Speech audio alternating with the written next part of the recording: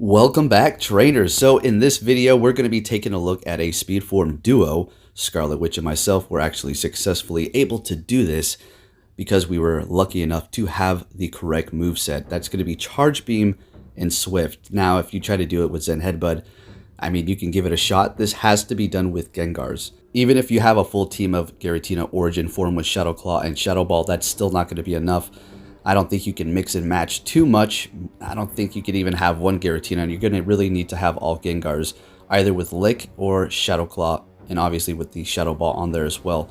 So this did take us the whole duration. We literally finished it when the timer was up. So the last attempt, if we did fail, that would have been it for us, and would have been a shame too. But I was still happy to actually have the opportunity to go up against the correct moveset, enabling you to actually successfully duo this.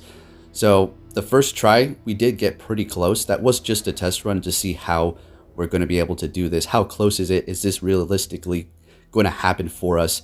And we got fairly close. So at that point, we decided to just stay the whole duration. We already planned to possibly just continue on and forget about the legendary dinner hour, which is going to be Rayquaza, unfortunately, but that's okay.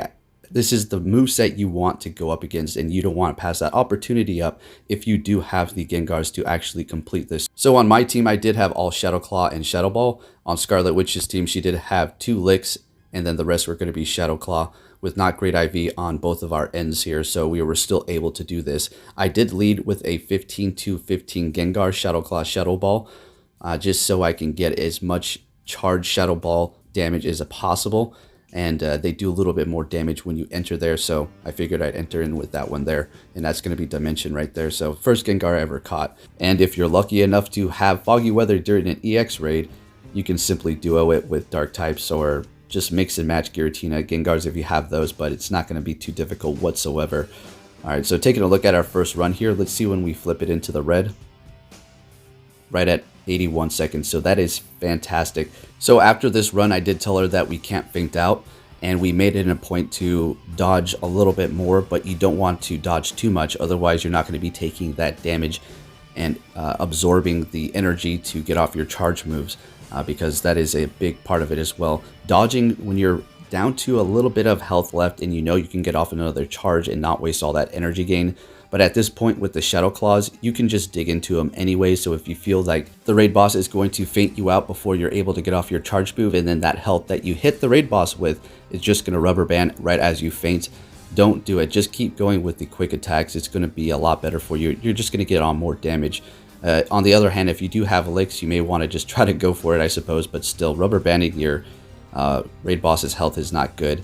And that can happen, you know, because of lag, but also because you're attacking way too much, kind of double hitting there. If you notice your energy gaining at an extreme rate, that means you need to dodge to either side or just stop attacking for a moment, and it'll go back to normal because you're going to continuously get off multiple charge moves that are not even there, and his health is going to retract. And the other way is when you are about to get off your charge move, like we just went over, and they faint you out before you're actually able to officially put that damage onto them.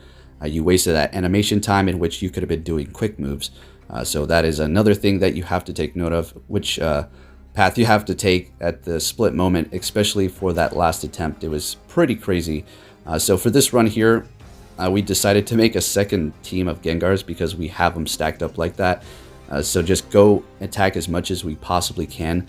And I dodged a little bit more than I probably should have because I did have plenty of Gengars left towards the end of it, indicating that I could have took a lot more of those charge moves getting off Shadow Ball damage. So oddly enough for this run here, dodging less and taking more damage getting off Shadow Balls didn't put us exactly where we wanted to be for the time. We did flip it correctly, but it's still not enough leverage like we wanted. But if you flip it around 150, 151, 149, just keep going if you feel comfortable and see where you land when you hit the red. So let's go ahead and take a look at this one here. Just go into town, and at this point, I'm not dodging too much.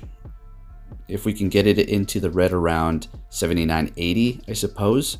There was a dodge out of me there because I was able to survive a few more charge moves and get off that Shadow Ball. And we're going to get the red at about 80 seconds, which is pretty decent here. But the problem is, let's see. I do believe we were trying to feint out by just simply not dodging that much, but I clearly dodging too much here, but you can't really re-lobby. You're gonna have to go through this without fainting all your Pokemon, because it's going to take that much more time. And for this duo here, you need every second, but I do believe the actual successful one's time in which we finished is quite amazing. It was crazy. So during the whole experience, I felt it. I was like, what if it's the last one? And as we were going and the time was going, the adrenaline rush during this whole time, guys, is insane. Especially if it's your last attempt to even give it a shot before that raid timer is up. So with that said, trainers, if you enjoyed this video, please give it a big thumbs up. Thank you for watching and enjoy the battle. Take care.